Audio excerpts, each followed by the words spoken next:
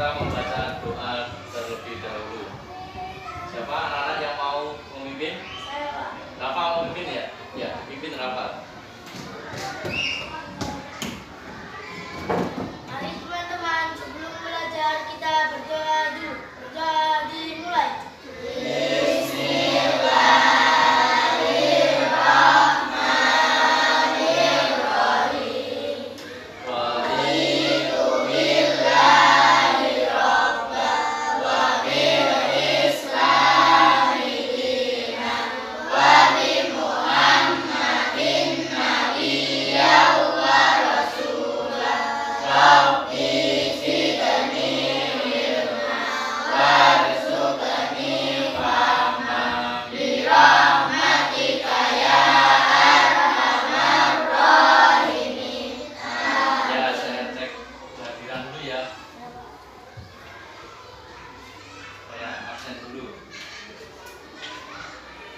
Askia, Hadir, Pak. Afifah, Ahmadina, Arilida, Dwi Adianto, Erobi Arafa, Hadir, Pak. Farel, Hadir, Pak. Muhammad Nasir Abi, Hadir, Pak. Marsalita, Hadir, Pak.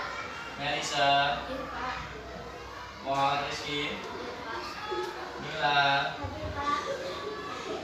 Rahel, Hadir, Pak. Rohit, Hadir, Pak. Selvi, Hadir, Pak. Wildan, Hadir, Pak. Zuki. Hadir, Pak.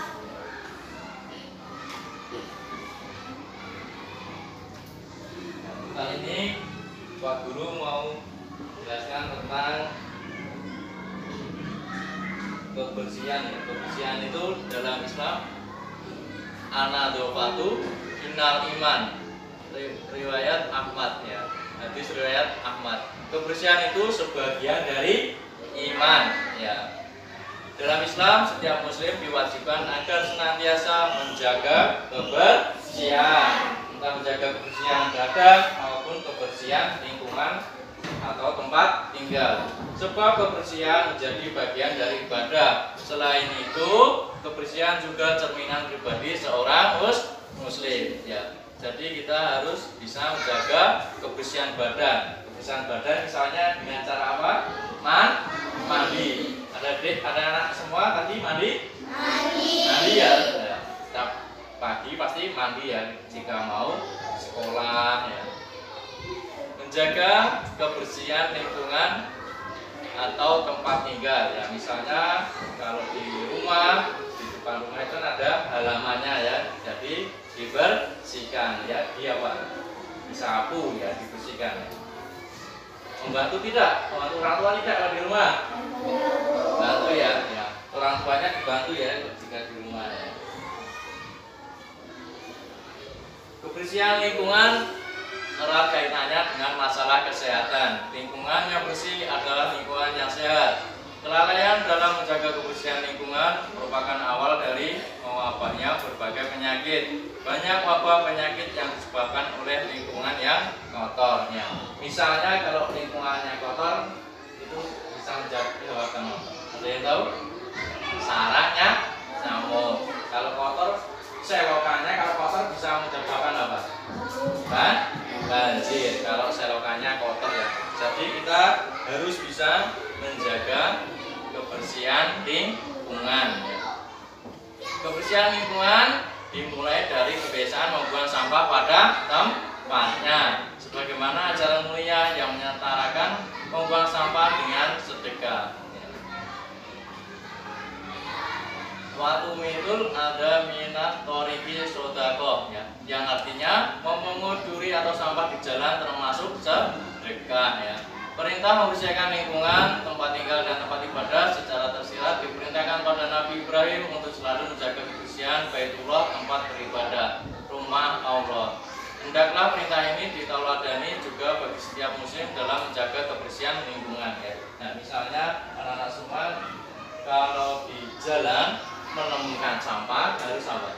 Diambil terus dibuang ke tempat sampah. Ya, jadi kita tidak boleh juga ya membuang sampah sembarangan. Nah, di sini dicontohkan juga kalau ada duri, tahu ya duri ya? Ya, kalau di sini misalnya duri pelepah sawit, ya kalau tahu duri apa, ada duri pohon jeruk, itu pohon jeruk itu juga ada durinya ya. Misalnya ada duri di tengah jalan, apa yang harus kita lakukan?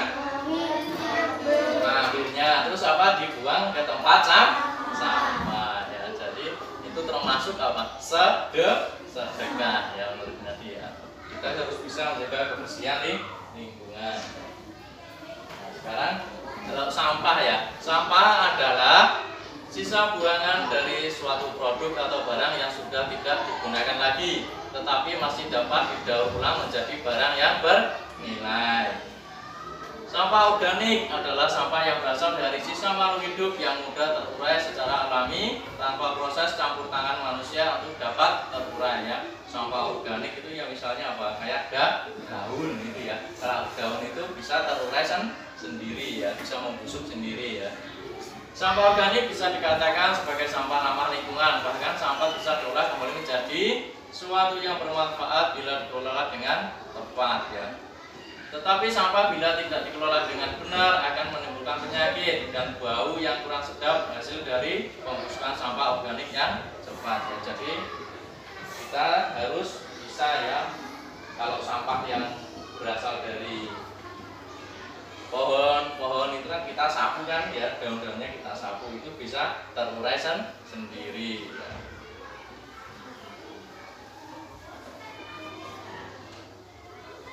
Sekarang sampah anorganik ya. Kalau tadi organik, kalau sekarang sampah anorganik adalah sampah yang sudah tidak dipakai lagi dan sulit terurai.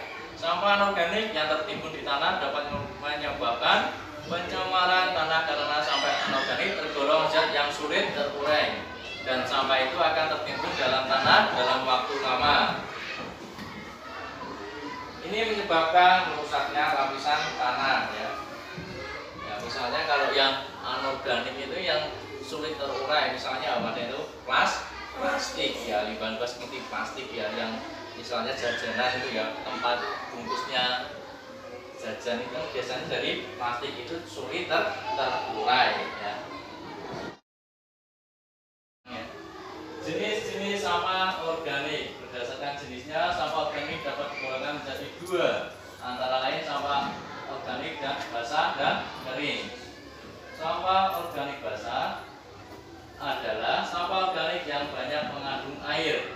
Sampah organik basah contohnya adalah sisa sayur ya, apalagi kulit pisang, buah yang busuk, apalagi kulit bawang. Pernah lihat kan sisa sayur? Kalau ibu kalian di rumah masak itu kan ada ya sisa sayur, misalnya kulit pisang. Kalau bapak atau ibunya di rumah mau goreng pisang itu kan dikupas dulu tuh itu kulitnya. Nah, itu contohnya itu sampah organik basah. Inilah yang saya katakan bahwa sampah organik dapat menimbulkan bau tidak sebab kandungan air tinggi yang menyebabkan sampah jenis ini cepat membusuk. Sekarang sampah organik kering. Sampah organik kering, sampah organik yang sedikit mengandung air. Contoh sampah organik misalnya kayu, ranting pohon ya. Ada kan misalnya di dekat rumah kalian ya, ada ranting yang sudah kering, itu kan jatuh ya, itu contohnya misalnya. Contoh sampah organik. Contoh dari sampah organik adalah nasi, kulit buah, apalagi buah dan sayuran busuk. Misalnya kalau ada apa di rumah kan ada ya, biasanya nasi yang sisa ya, sisa nasi juga itu namanya termasuk dalam contoh sampah organik. Contoh sampah anorganik. Contoh dari sampah anorganik adalah plastik, botol itu ya, botol minuman ya, atau kaleng, kresek atau ban bekas ya, kalau ban bekas sepeda atau ban bekas motor misalnya, besi, kaca, kabel ya itu. Memang sampah organik sulit terurai, tetapi dapat Anda manfaatkan kembali, jangan sampai dibiarkan begitu saja ya. Jadi sampah itu bisa kita manfaatkan ya. Sekarang ini ya, manfaat sampah organik dan anorganik ya. Masing-masing sampah bila berniat untuk mengelola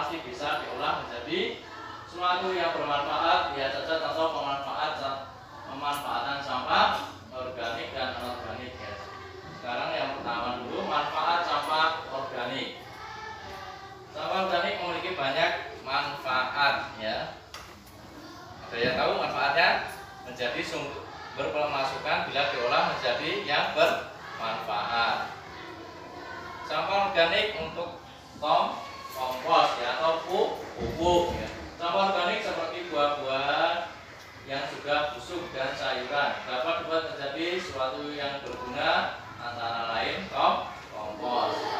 Ada lagi untuk tambahan pakan ternak. Mungkin yang Anda tahu sampah organik hanya dibuat untuk tambahan pakan kambing atau sapi ya, itu bisa untuk tambahan pakan ternak. Sampah organik dapat diubah menjadi biogas dan listrik ya.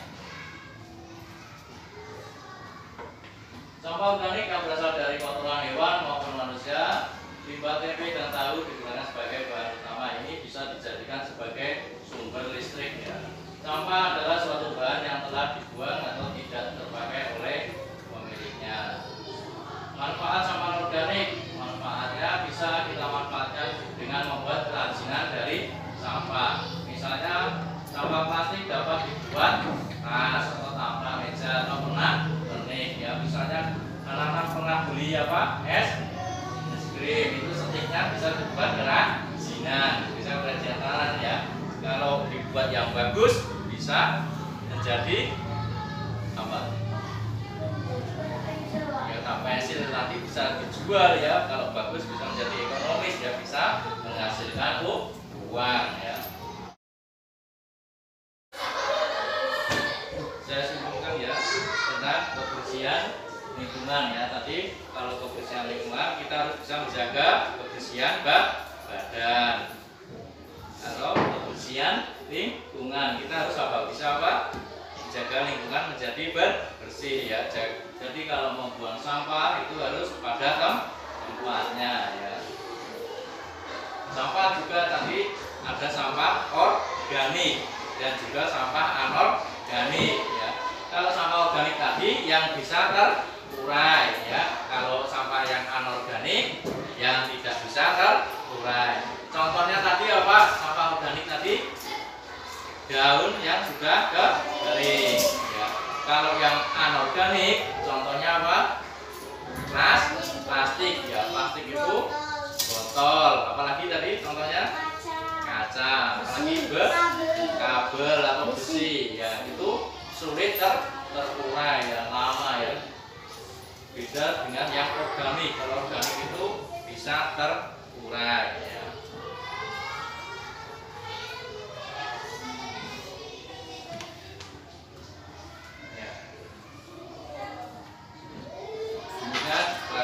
Untuk pertemuan kali ini ya, semoga bisa bermanfaat, bisa kita terapkan dalam kehidupan sehari-hari ya. Mari kita tutup pelajaran pagi ini dengan membaca doa. Ada yang mau memimpin? Apa memimpin doa lagi ya? Ya. Atau yang lain ada yang mau memimpin? Oh, Rohit ya, gantian nggak apa-apa ya. Ya Rohit dipimpin doa sebelum pulang ya. Teman-teman, sebelum pulang kita berdoa dulu. Doa dimulai.